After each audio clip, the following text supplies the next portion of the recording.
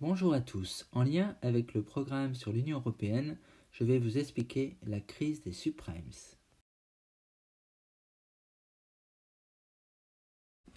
Lorsque vous achetez une maison, vous empruntez souvent auprès d'une banque.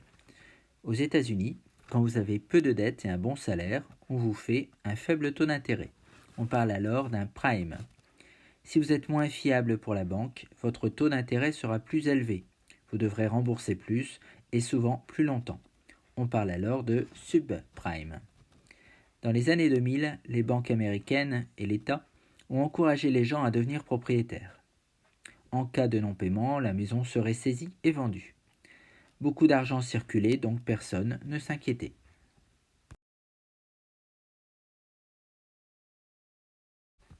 En 2006, les subprimes représentaient 640 milliards de dollars, à taux variable, en fonction des taux d'intérêt directeurs.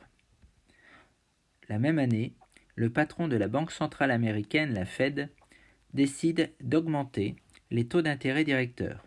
Ils passent de 1% à 5,25%. Les mensualités augmentent. 15% des gens ne peuvent plus payer. Les banques saisissent leurs maisons. Un quart des prêts aux États-Unis étaient des subprimes. Trop de maisons sont saisies. Le prix des maisons baisse donc de 20% en quelques mois.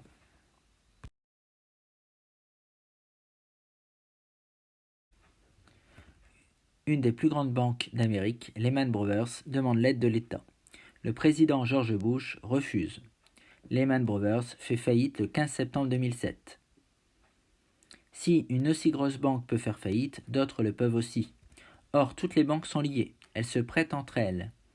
2000 milliards de dollars par jour circulent entre les banques. Résultat, elles décident de ne plus prêter d'argent ni aux autres banques, ni aux entreprises, ni aux personnes.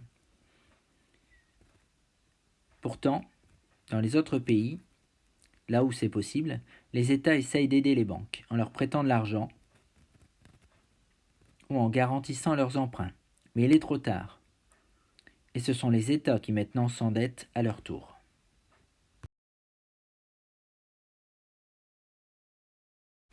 Dans l'Union européenne, c'est la Grèce qui va être la plus touchée. En 2009, la Grèce doit avouer qu'elle a menti sur sa dette en entrant dans la zone euro. Plus personne ne lui fait confiance. Les taux d'intérêt augmentent et donc sa dette aussi. Or, la Grèce a des dettes avec les autres pays européens, comme vous le voyez sur le graphique. L'Union européenne va lui imposer des plans de rigueur, tout en lui prêtant 350 milliards d'euros en 2010 et 2011. L'État grec doit vendre des biens publics, diminuer ses dépenses et ses fonctionnaires, augmenter ses impôts de 53%.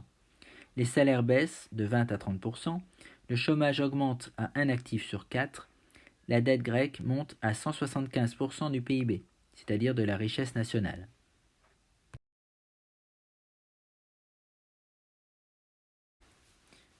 Comme vous le voyez avec ces deux textes, l'Allemagne juge que la Grèce est responsable de ce qui lui arrive et refuse de supprimer la dette grecque.